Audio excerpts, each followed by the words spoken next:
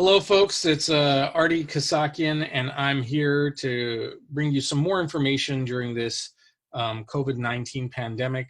With me is Akop, Seksenyan, and I should say doctor twice over. Akop Seksenyan is not only a PhD, but also an MD. He grew up in Los Angeles, went to high school in Little Armenia, went on to attend one of the best universities in my opinion, UCLA, where he studied cell and developmental biology. He did extensive research on brain tumors, neuroscience, developmental biology, and subsequently went on to do his PhD, where he studied the role of the immune system in cancer and the genetic contribution of cancer development. He's now a practicing doctor in Chicago, and he's part of this series of interviews that I want to bring to you because as we're going through this crisis, and doctor, thanks for joining me in this conversation that we're going to post on Facebook and put on social media, try and get information out there. I'm trying to put out information that it's easy to access with professionals because, you know, when I'm on there talking about what people should do, I'm not a medical professional. And I think especially now, everyone wants to think of themselves as a medical expert on either side, whether they are taking this issue seriously or not. And I think personally, the best person to talk to is someone who is a practicing doctor and a PhD, no less. So thank you for joining me. How are you doing? How's Chicago? How's the Windy City right now? Hi, Ardy. Thank you for the kind introduction. I'm doing okay, just hanging in there. The weather is great. You know, we've had really good weather, knock on wood, this year, so I can't complain about that. But obviously, with the pandemic going around, it's kind of caused a little bit of a damper on people's general well-being.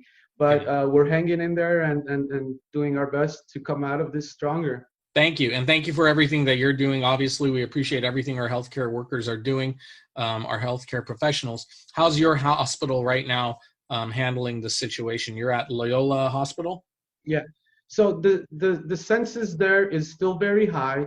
And again, as I mentioned to you before, that our whole hospital has kind of allocated its resources to essentially fighting COVID, right? We've been able to take everything that we don't consider to be emergency and kind of shuttle that away and essentially put all of our efforts and focus on the COVID patients and the patients that are coming in with these symptoms.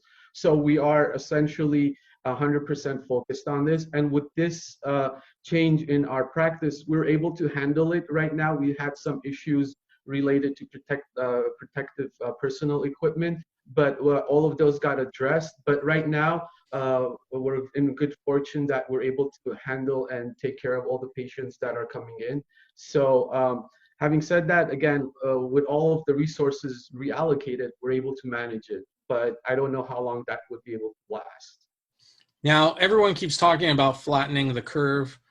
We've been hearing about that for 3 weeks now. And for the most part, it seems like people are trying to do do what they can by staying home, isolating, maintaining physical distancing. Can you tell me a little bit about why flattening the curve is so important? The reason why flattening the curve is very important because this is one of the differences between this virus and, let's say, the flu. And I don't know why people keep comparing it to the flu, because they could both be bad and they could both kill us, right? But flattening the curve essentially means allowing the hospitals enough time, in other words, spreading over a longer period of time the number of cases that are being brought into the hospital. That will allow the doctors and the healthcare workers and the resources to be sufficient so that we could take care of the patients that we could actually help, right? Now, there's going to be a proportion of people, no matter what we do, are going to succumb to the disease. But there are certain groups of people that if we put all of our efforts and we put all of our energy into it, we can bring them back and make them healthy and walk out of the hospital. But in order for us to do this, we can't have the hospital being overwhelmed. In other words, if we have 100 beds and there's 300 patients waiting in the ER room, there's no capacity, right? So we're going to be forced to turn away potentially patients that we can actually treat because we're above maximum capacity. So flattening it allows us to be able to take care of the patients that we absolutely can. So it's also not just helping the hospital, but it's also for the individuals who are out there in the public, because if there's a lot of social interaction now and people end up spreading this disease among themselves, and there's a immediate demand for services from hospitals, not everyone will be able to access those services, which will cause unnecessary loss of life, right? But if we spread it out in this disease, because the areas of the curve are the same, the Right. same similar amounts of people will get sick. It's just who will have access and when they'll have access. Right, exactly. The number of people area under the curve will essentially be the same. We just want to spread it over time so that we're not forced to make ethical decisions about how do you pick who goes on a ventilator and who does not, right? Yeah. Those are going to be difficult decisions which had to be made in Italy, unfortunately. But knock on wood, we have not had the need to do that just yet. So let me ask you a question about, we saw some demonstrations recently, people saying that, their civil liberties were being trampled upon, and had this urge to get out and demonstrate against some of the decisions that have been made. And along with that, there's this idea that, well, if we resume life as normal now, there's going to be this herd immunity that is developed where more people will get the disease and develop an immunity to it. What are your thoughts about those types of comments, interactions, and theories? So I'm not a lawyer, right? So I will not talk about civil liberties and ethical questions and the philosophical issues with that. But from a purely scientific point of view, what I want to say is that we don't know what the herd immunity percent is for COVID-19. And that really depends on the type of virus. For example, for measles, in order to have herd immunity, you need 95% of the people to be immune to it, right? And it really depends on the transmission rate of the virus. So we don't know that just yet for COVID-19 because there's still a lot of unknowns. So to say the herd immunity, we don't know what that number is. We don't know the number of people that are actually affected in the United States. This is why we're rolling out serological tests, which essentially test the people that have been infected and cleared the virus. Now, these tests need to be tested for their efficacy, sensitivity, and specificity. There are a lot of companies that are developing these, but they're not validated just yet. So we need these numbers in order to get a better snapshot of what is actually happening, right? Now, the things that I want to kind of convey to the people is that if we compare it to the flu, if we look at the hospitalization rate, right, of confirmed cases, the flu, since we've been taking numbers on it, the hospitalization is about 1.3% over the flu season.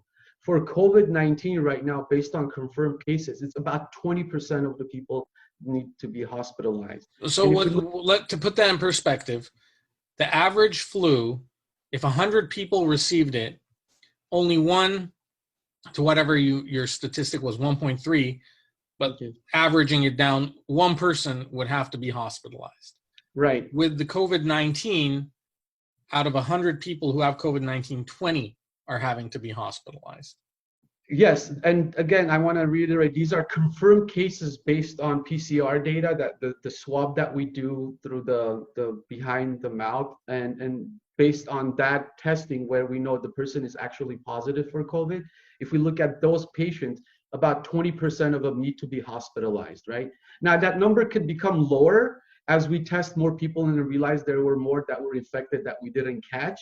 But again, we're comparing 20% to 1.3. So if even that 20%, we bring it down to 10%, that's still 10 times higher than the flu. So what can people do to ensure minimal risk of exposure? I think, you've made a very clear case that this is obviously a dangerous disease. There's a lot of unknowns, and there's a high chance of hospitalization, or a higher chance of hospitalization compared to the average flu or the flu, influenza. So what can someone do to make sure that they're not going to get the coronavirus COVID-19? So the best things that we could do is practice really good hygiene, right? Washing your hands is absolutely imperative, right? The virus has a lipid capsule, which means it's a layer of fat that surrounds the virus. this layer of fat is very sensitive to detergents such as the regular soap or ethanol or alcohol wipes, or just the good old washing your hand under the sink, right? So all of these could essentially kill the virus if you do good practice good hand hygiene. Wash your hand. Don't touch your face. Don't touch your mouth. And then if you're sick, stay home, right? Again, with all this containment, that's one of the reasons why we want people to stay home so that we don't pass it off to the susceptible population. And essentially, the measures that have been done in order to do the lockdown is what will be the best way to contain it and sort of force the virus to burn itself out, at least for this first wave. So again, practice good hygiene, wash your hands, don't touch your face, mouth, and clean off, if you're getting boxes from a delivery or something, just wipe it down with some alcohol wipes, and that would be the best way to essentially prevent it. And decreasing contact between people is also the poor man's version of a vaccine right now, and it's the best tool and the best drug we have going forward. Thank you. Thank you. All very important things to take note of. Obviously, washing our hands, wearing the masks, if you have masks, if you have gloves. In Glendale, we just passed an ordinance that requires people to wear masks when they're outdoors, even if they're not visiting one of the essential businesses and wearing the masks properly. And when you're wearing the mask, don't touch your face, because you're essentially contaminating. And when you take off the mask, make sure you don't touch the front part of it that's exposed, and then contaminate the inside part that is then put towards your mouth. Mm-hmm. Now, people have those homemade cloth masks and they rewash them, they're able to use them, correct? Yeah, as long as, again, if you take it off properly, throw it into the laundry machine, you're good to go. Just, again, soap will kill the virus, so just regular wash would be sufficient. Well, I want to thank you for taking the time. I know that it's a little later there in the Windy City in Chicago. I'll leave you with one last question to leave on a slightly more lighthearted note given the times. Now, an Armenian away from Glendale living in Chicago, where do you go to get Armenian food? Oh, there's a couple of really nice places. One of them is called Sunik. It's an Armenian place that it's about 15-20 minutes from here.